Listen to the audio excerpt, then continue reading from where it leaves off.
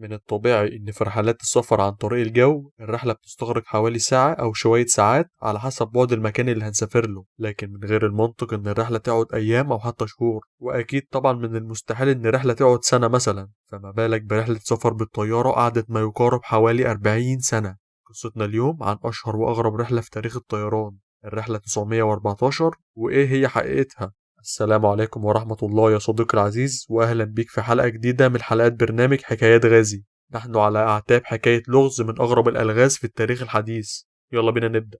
في يوم من الأيام الروتينية العادية في حياة ضابط برج المراقبة واللي بيكون اسمه خوان دي لاكورتي في مطار كاراكس الدولي في فنزويلا، بيلاحظ الضابط بقعة سودة غريبة ظهرت في شاشة المراقبة في الرادار، ولما الضابط بيدقق في البقعة بيكتشف إنها طيارة ظهرت في شاشة الرادار، طيارة ظهرت من العدم من غير ما يكون لها أي خط طيران. وبيشوفوا الموظفين الطيارة على الرادار وبتظهر ملامح الحيرة والارتباك على وشوشهم، وبيقعدوا يسألوا نفسهم الطيارة دي ظهرت فجأة كده ازاي ومنين. وما هي إلا بضع دقائق وكل أفراد طاقم المراقبة بيقدروا يشوفوا الطيارة بعينهم بعيد في السماء، والطيارة كانت تبدو غريبة أو قديمة بعض الشيء. الطيارة كانت من طراز دي سي 4، طيارة من الحرب العالمية التانية.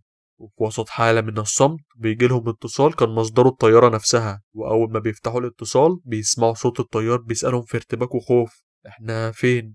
لكن الضابط بيرد على اسأله بسؤال وبيقول له: هي الطيارة دي رايحة على فين؟ وما هي إلا ثواني معدودة والطيار جاوبهم: احنا الرحلة 914 بان أمريكا التابعة للخطوط الجوية الأمريكية المتوجهة من نيويورك إلى ميامي في فلوريدا، مع طاقم مكون من 4 أفراد و57 راكب. الجواب ده كان صدمة لطاقم المراقبة، وقعدوا يسألوا نفسهم ايه اللي جاب طيارة أمريكية على الخطوط الجوية الفنزويلية على بعد أكتر من 1800 كيلو متر. فالضابط في برج المراقبة بيقول له بهدوء: ده مطار كراكس في فنزويلا في أمريكا الجنوبية، انتوا ما عندكم مشكلة؟ فالطيار اتفاجئ ورد عليه كراكس: هو ده حصل ازاي؟ وبعد شوية دقايق بتهبط الطيارة دي سي 4 على مطار كراكس الدولي، والضابط خوان بيسمع صوت الطيار مشحون بالرعب وهو بيقول: جيمي بص عندهم صاروخ عامل ازاي. وفي الحقيقة طيارين الرحلة كانوا بيبصوا على مجرد طيارة نفاث عادية بتتحرك على المدرج المجاور. وبعدين الطيار بيصرخ للظابط وبيقول له: احنا الرحلة 914 المفروض نكون في مطار ميامي الساعة 10 ل 5 الصبح يوم 2 يوليو سنة 1955.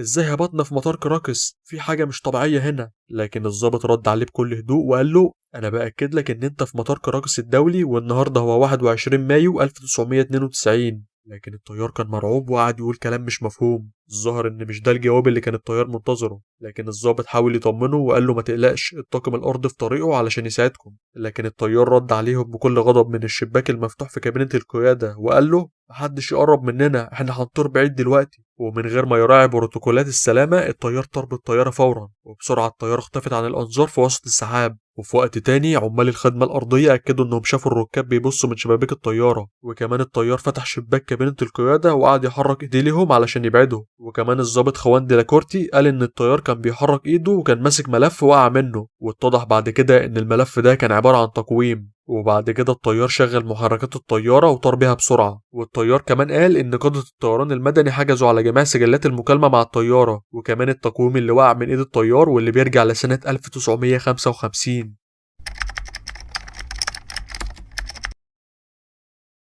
في يوم 2 يوليو سنة 1955 انطلقت الرحلة 914 الداخلية التابعة لشركة الطيران الأمريكية بان أمريكا من ولاية نيويورك إلى ولاية ميامي، وكان عليها 57 راكب وطاقم الطيران اللي كان مكون من 4 أفراد. والرحلة بدأت بشكل عادي زي باقي الرحلات، والرحلة كانت محتاجة ساعتين بس علشان تخلص، لكن مرت ساعات وساعة ورا ساعة والطيارة ما ظهرتش لا في السماء ولا على الرادارات المراقبة، وما بعتتش أي رسالة استغاثة ولا حتى بلاغ عن مشاكل تقنية في أنظمتها. والتأخير ده وتر المراقبين في ميامي وخلاهم يتصلوا بمراقبين الملاحة الجوية في نيويورك، واللي ردوا عليهم وقالوا لهم إن الطيارة اختفت من الرادارات وملهاش أي أثر. طبعا في الوقت ده المسؤولين أعلنوا حالة طوارئ في المطارات الدولية علشان يبحثوا عن الطيارة أو يحاولوا يرصدوا أي إشارة منها، وبعد شهور من البحث ما وصلوش لحاجة. طيارة الرحلة 914 اتبخرت وكأنها ما كانتش موجودة، والسلطات ما كانش قدامها غير تفسير واحد: وهو إن الطيارة وقعت في مكان بعيد في المحيط وفرق البحث ما قدرتش توصل له. مأساة راح ضحيتها 58 شخص محدش عارف أسبابها وتفاصيلها، واعتمدوا في تحليلها على مجرد تخمينات واعتقادات المسؤولين اللي ما كانوش يتصوروا إن طيارة الرحلة 914 ما وصلتش لوجهتها في فلوريدا، وإنها لسه بتطير في مسارها على خط الرحلة، وإنها بعد ما يقرب من 40 سنة هتهبط في إحدى المطارات في فنزويلا شوية وبعد كده هتطير وتختفي تاني.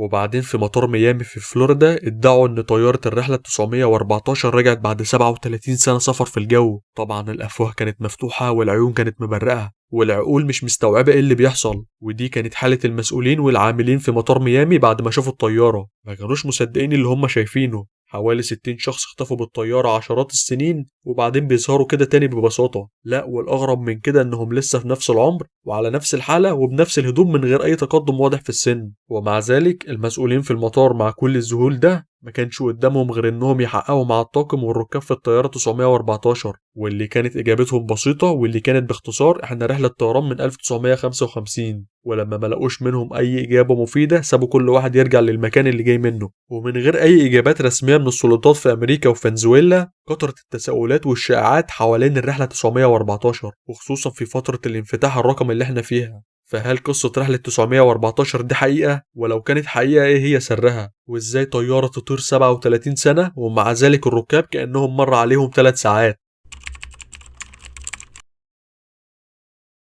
ناس كتيرة حاولت تحل لغز الرحلة 914 وانتشرت فرضيات كتيرة عن الموضوع وكانت أغرب من الخيال. واحدة هذه الفرضيات كانت فرضية السفر عبر الزمن، واللي كانت عبارة عن إن الطيارة دخلت في ثقب دودي أو نفق زمني ولقت نفسها في فنزويلا بعد 37 سنة من بداية الرحلة، وده السبب اللي ما خلاش الرادار يكشفها. والنظرية التانية يا صديقي العزيز لبسوها للفضائيين، وكالعادة لما بيحصل أي حاجة غريبة أو غير منطقية البشر مش بيلاقوا غير الفضائيين قدامهم. وطبعا أصحاب النظرية دي بيقولوا إن الفضائيين خطفوا الطيارة باللي عليها لمدة 37 سنة وبعد كده رجعوها تاني من جديد.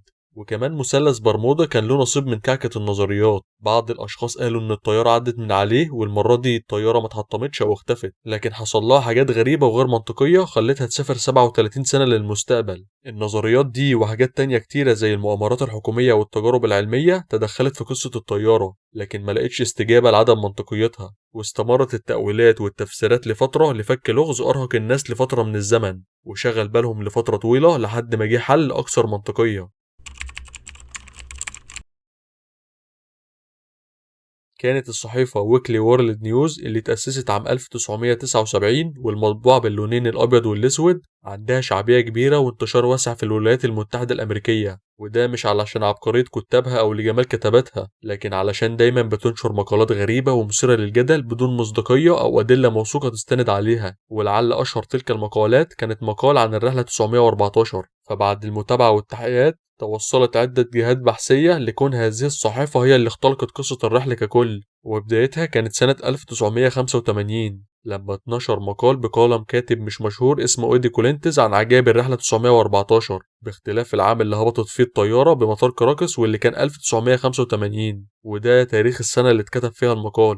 ونفس القصة تم نشرها مرة تانية مرتين، مرة في سنة 1992 ومرة تانية في سنة 1999 مع تغيير صورة ضابط المراقبة خوان ديلا كورتي في كل مرة. والباحثين عن حقيقة هذه الرحلة أكدوا إن الجريدة بتعيد نشر نفس القصة في كل مرة مع تغيير ميعاد وصول الطيارة لمطار فنزويلا. وطبعا الناس كلها بتكون عارفة إن الصحف اللي زي دي بتألف قصص من النوع ده علشان تزود نسبة المبيعات. وبالنسبة للصور المنتشرة للطيارة والأشخاص فكلها ملهاش علاقة بالرحلة الوهمية 914 واللي كانت عبارة عن قصة وهمية غذتها خيالات وأكاذيب مؤلفها. واللي دعم الفرضية دي هو إن مفيش بيانات عن الرحلة في كل سجلات الطيران ولا سجلات حوادث الطيران من سنة 1934 لسنة 1965. لحد هنا يا عزيزي قد تظن أن الحقيقة ظهرت والنفوس اطمنت، لكن هيهات هيهات، الجدال حوالين الرحلة 914 لسه زي ما هو ومنتهاش، والسبب هو التقويم بتاع سنة 1955 اللي كان ماسكه الطيار ووقع من إيده. وبين صد ورد ومد وجزر تبقى كل الفرضيات قائمة،